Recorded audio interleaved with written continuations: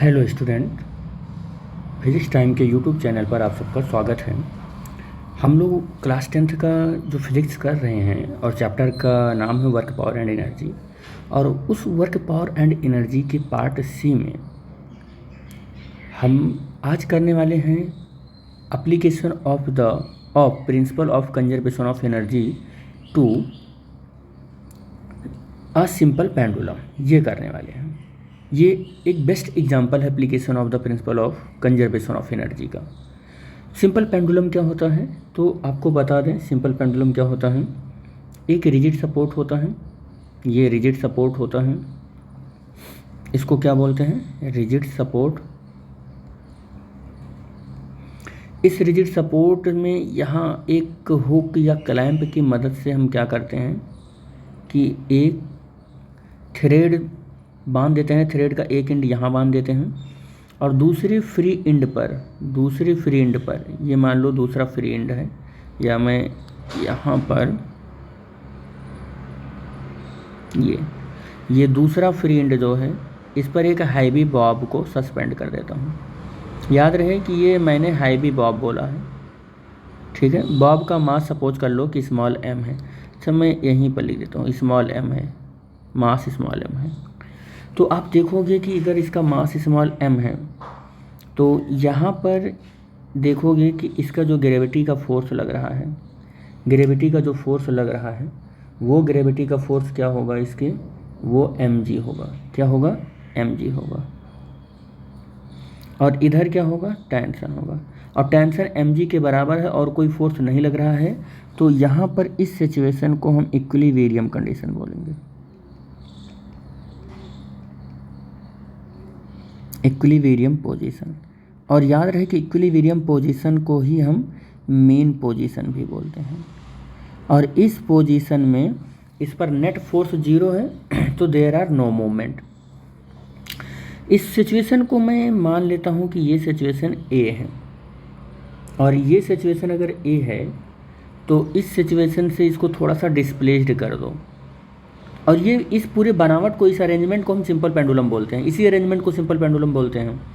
तो arrangement of a thread, one and is fixed with a rigid support and another fixed end of the thread is fixed with a heavy Bob and the arrangement is shown by the figure. ये figure के through जो दिख रहा है that is called the simple pendulum. और अगर मैं इसको डिस्प्लेस्ड कर दूं तो ये जो हमारा बॉब होगा कुछ इस तरीके से चला जाएगा और इसकी जो सिचुएशन होगी वो सिचुएशन कैसी हो जाएगी, कुछ यहाँ पर इसकी सिचुएशन आ जाएगी। तो यहाँ पर अगर इसकी सिचुएशन आ जाएगी तो हमारे जो बॉब का मोमेंट है कुछ ऐसे हो जाएगा। तो एक मिनट बना देता हूँ, ये ऐसा हो जाएगा इसका। और ये यहाँ पर ऐसे m मास की बॉडी यहाँ आ गई। तो आप देखेंगे कि इस सिचुएशन से जो कि बेस है ये हॉरिजॉन्टल लाइन है।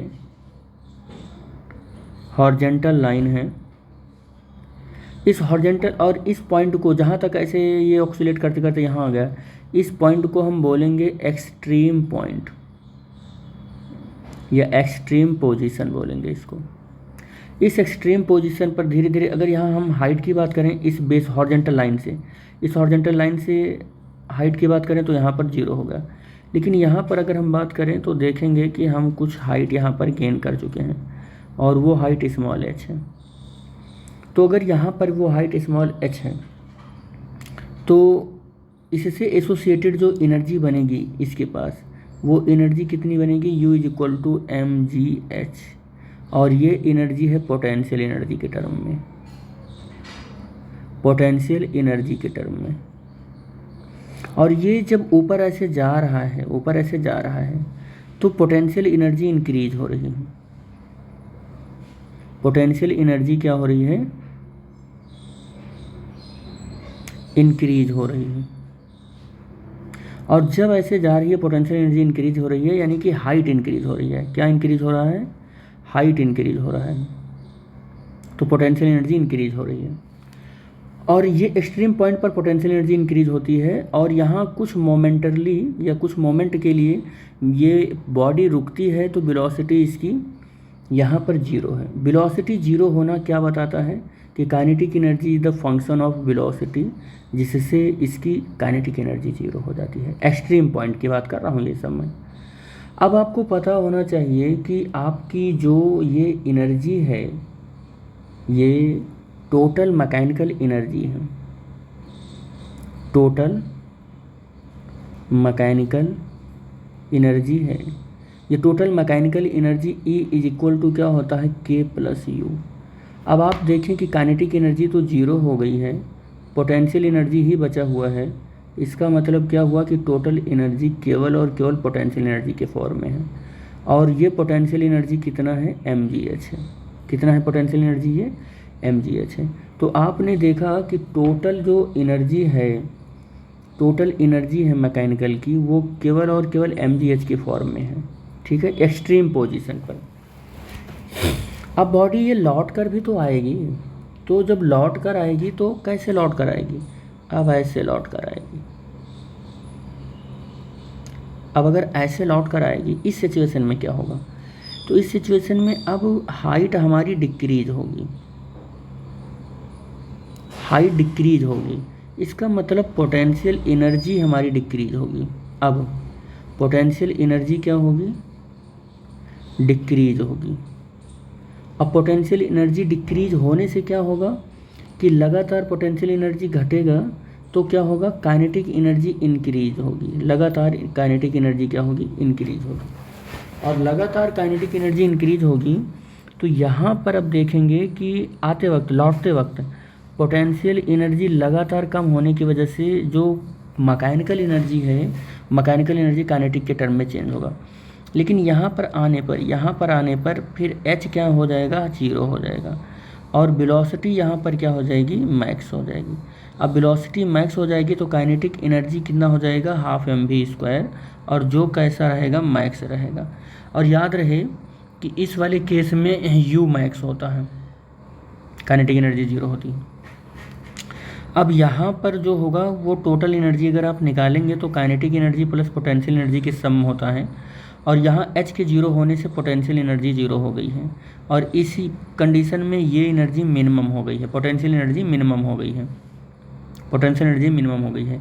यहाँ काइनेटिक एनर्जी के जीरो होने से काइनेटिक एनर्जी क्या हो गया है, मिनिमम हो गया है। काइनेटिक एनर्जी क्या हो गया है, मिनिमम हो गया है एक्सट्रीम पॉइंट पर। और यहाँ पर इक्विलिब्रियम कंडीशन की बात हो रही है, तो ये एनर्जी क्या हो गई, काइनेटिक एनर्जी तो हाफ mv² हुआ और ये वैल्यू जीरो हो गई। तो काइनेटिक एनर्जी आप देख रहे हो, सॉरी टोटल मैकेनिकल एनर्जी देख रहे हो, वो किसके फॉर्म में है, total mechanical energy, total mechanical energy form में किसके है, तो टोटल मैकेनिकल एनर्जी किसके फॉर्म में है, total mechanical energy form of kinetic energy में है। यहाँ पर काइनेटिक एनर्जी के फॉर्म में है इस पॉइंट पर। इस पॉइंट का नाम दे देता हूँ B, इस पॉइंट का नाम दे देता हूँ A, ठीक है। तो B पॉइंट पर टोटल काइनेटिक एनर्जी के फॉर्म में है आपकी mechanical energy, total mechanical energy, ठीक। लेकिन ये बॉडी यहीं रुकेगी नहीं इनर्शिया की वजह से, क्योंकि इस पाथ पर आते आते यहाँ पर इतनी वेलोसिटी अडॉप्ट कर लेगी कि जब तक ये समझ पाता कि इस कंडीशन में मेरे पास नेट फोर्स जीरो है, यहाँ मुझे रुक जाना चाहिए, तो ड्यू टू द इनर्शिया इस पॉइंट को ये क्रॉस कर जाएगा। और क्रॉस करके क्या होगा कि ये इस सिचुएशन में ऐसे चला जाएगा, इस सिचुएशन में ऐसे चला जाएगा, और बॉल फिर से क्या होगा, बॉल फिर से क्या हो जाएगा कि ये कंडीशन अचीव कर लेगा। अब ये कंडीशन अचीव कर लेगा तो बॉल मास m की बॉडी यहाँ आ गई, फिर से एक्सट्रीम पॉइंट आ गया, फिर से एक्सट्रीम पॉइंट आ गया, फिर से एक्सट्रीम पॉइंट आ गया। तो फिर अब देखोगे कि हॉरिजॉन्टल से ये किसी हाइट पर चला गया, किसी हाइट पर चला गया, यानी कि इस कंडीशन में पोटेंशियल एनर्जी फिर से इंक्रीज कर गई, फिर से इंक्रीज कर गई, हाइट फिर से इंक्रीज कर रहा है, और यहाँ पर आके हाइट मैक्सिमम हो गया, मैक्सिमम हो गया तो पोटेंशियल एनर्जी भी मैक्सिमम हो गया। कितना होगा मैक्सिमम होकर, h मैक्स हो जाएगा, h। यहाँ पर आने पर जब तक वेलोसिटी को समझ में आता, अरे मुझे यहाँ रुकना चाहिए था B पॉइंट पर, मैं तो C पॉइंट पर आ गया, मैं तो C पॉइंट पर आ गया। जब तक इसको समझ में आना चाहिए था कि बी पर मुझे रुकना चाहिए था, सी पॉइंट पर आ गया, अपनी वेलोसिटी को यहाँ पर आके क्या करेगा, जीरो करेगा, वेलोसिटी को क्या करेगा, जीरो करेगा। तब इसकी क्या हो जाएगी, काइनेटिक एनर्जी हाफ mv², ये वैल्यू जीरो हो जाएगी, यानी कि काइनेटिक एनर्जी जीरो होगा। और काइनेटिक एनर्जी यहाँ अपनी मिनिमम कंडीशन में है, क्या हो गई, यहाँ पर मिनिमम कंडीशन में है। और पोटेंशियल एनर्जी यहाँ अपनी मैक्सिमम कंडीशन में है, किस में है, मैक्सिमम कंडीशन में है। अब इस कंडीशन में अगर आप total mechanical energy extreme point पर निकालोगे तो टोटल मैकेनिकल एनर्जी कितना हो जाएगा, kinetic energy plus potential energy. तो आप देखोगे कि जो आपकी टोटल मैकेनिकल एनर्जी है E, वो काइनेटिक एनर्जी तो जीरो है और यही है U, तो E इज इक्वल टू कितना हो जाएगा, E is equal to U के बराबर आ जाएगा, ये आपका हो जाएगा। ठीक है, तो आपने देखा कि total mechanical energy in the form of potential energy है एट अ एक्सट्रीम पॉइंट पर।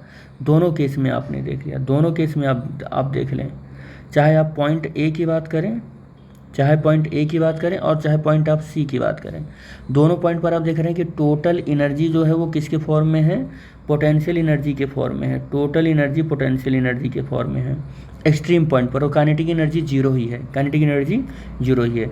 अभी पार्टिकल लौट कर भी आएगा, लौट कर आएगा पार्टिकल, तो फिर क्या होगा, लौट कर आएगा तो फिर पार्टिकल क्या होगा, इसको हम एक, ये लौट कर आ रहा है पार्टिकल, अब लौट कर आएगा, ये पार्टिकल लौट कर आएगा। जब पार्टिकल लौट कर आएगा, पार्टिकल ऐसे लौट कर आएगा, तो फिर से वेलोसिटी इसकी मैक्सिमम होगी, और फिर से अब क्या होगा कि पोटेंशियल एनर्जी डिक्रीज होगी, क्योंकि हाइट डिक्रीज होगी, हाइट डिक्रीज होगी, तो पोटेंशियल एनर्जी क्या होगा, डिक्रीज होगा, पोटेंशियल एनर्जी डिक्रीज होगा, वेलोसिटी इंक्रीज होगी, तो काइनेटिक एनर्जी इंक्रीज होगा, और इंक्रीज होने के बाद फिर से यही कंडीशन फिर से होगा यहाँ एक्सट्रीम पॉइंट पर। ठीक है, फिर से यही कंडीशन यहाँ पर हो जाएगा। तो आप देख रहे हैं कि यहाँ पर हर हाल में पोटेंशियल एनर्जी कंजर्व है। देखो यहाँ total energy U potential energy के फॉर्म में है, mgh के इक्वल है।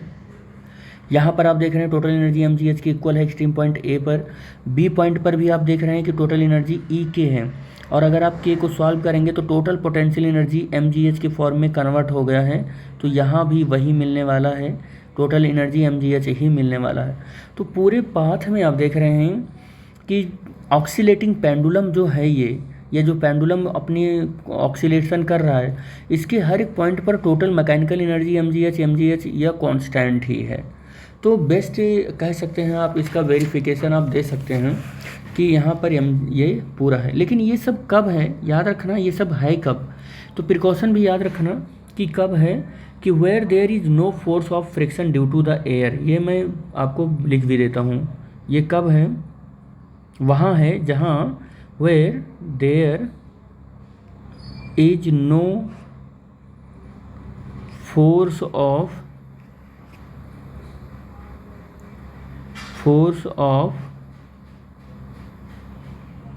Friction, there is no force of friction due to air and other parameters. जहाँ पर ये सारी चीज़ें नहीं हैं वहीं पर ये पूरी कंडीशन होगी। ठीक है, तो इस तरीके से हम जो पार्ट C कर रहे थे जिसका नाम था कंजर्वेशन ऑफ एनर्जी, ये ख़त्म हो गया। ठीक है, अब हम इससे एसोसिएटेड कुछ न्यूमेरिकल हैं, उन न्यूमेरिकल्स को देखेंगे। ठीक है बेटा, तो आई होप ये सब जितना मैंने इन्फॉर्मेशन इस वीडियो में दिया है तो वो आपके लिए बहुत यूज़फुल होगा और इम्पोर्टेंट भी होगा। Thanks for watching the video. Thank you बेटा।